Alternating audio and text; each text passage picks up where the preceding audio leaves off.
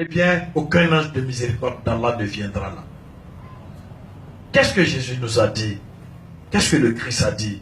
Si vous êtes prêts à faire une aumône pour le Seigneur, et que vous vous souvenez que vous ne vous entendez pas avec votre frère, suspendez l'aumône.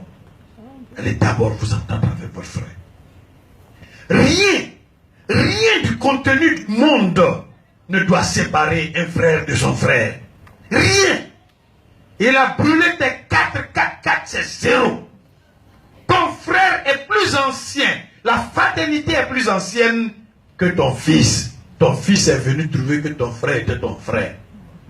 Il ne faut pas oublier que nous avons mangé le riz couché de maman avant d'être mariés. Il ne faut pas oublier que maman nous donnait du kabato avant que nous ayons des enfants. N'oubliez pas que nous étions auprès de nos pères et de nos mères sans savoir que nous aurons des enfants. L'enfant est nouveau dans la fraternité. Que le nouveau ne gâte pas l'ancien.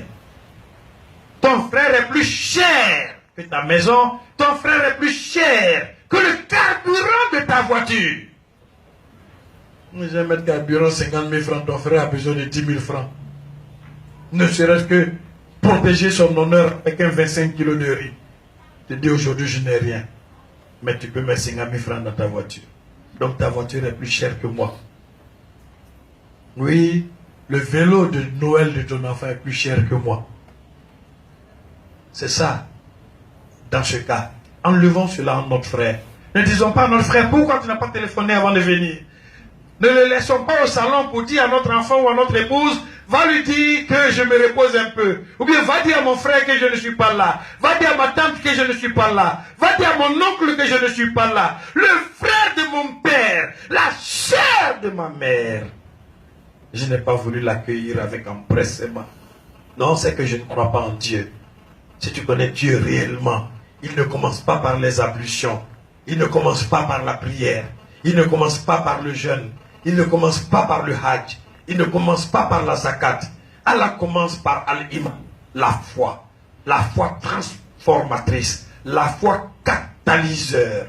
Qui peut te changer. Comme le sel a changé le goût de la sauce. Qui te change. Comme le sucre change le goût amer du thé vert de Chine. Oui, ma foi doit me transformer. Et me transformer pas sur le plan vestimentaire.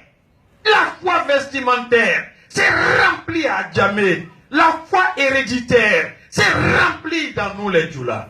La foi qui change l'individu et lui donne une nouvelle moralité. Une moralité en harmonie avec l'exemple de Muhammad alayhi salatu wassalam, qui n'a jamais insulté